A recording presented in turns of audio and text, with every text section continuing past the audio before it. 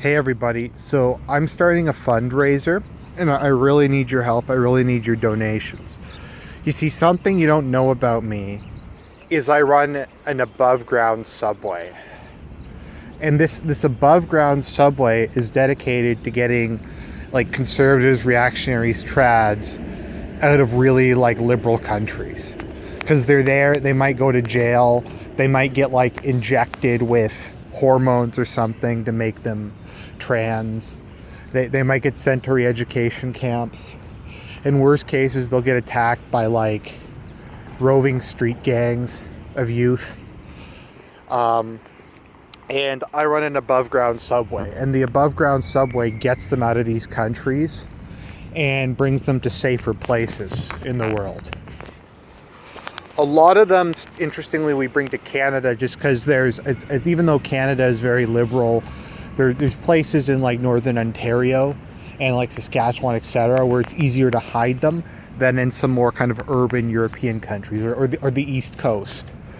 The governmental control is weaker there. So I have the overground subway and I smuggle them out that way. So there's this girl in Sweden who's a traditionalist Lutheran.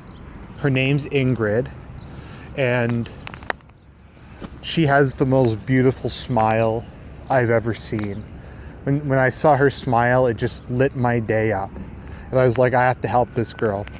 But her parents are liberals, and if they found out that she went to church every week, they'd turn her over to the government to get testosterone injections. And I don't want that to happen. I don't want this beautiful woman to have to undergo that. So I need 10,000 Canadian dollars to get her out of the country.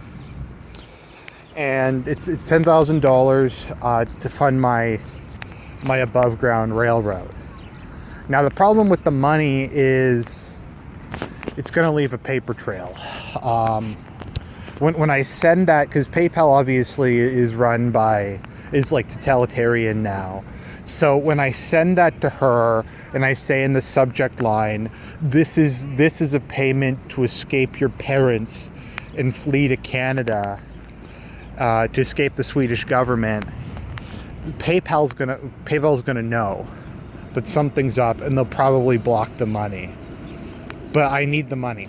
I need the money, like to pay for stuff. Because when you come to Canada, you just have to give them money, and then they let you in. Now people are saying, Argent, why don't you just marry her, and then she'd just be able to get in, and this wouldn't be a problem. The issue with that is I'm Volcel, and marrying a woman goes against my Volcel principles. It's just not something I'm willing to do. But I have to get out of this country because she's a beautiful girl.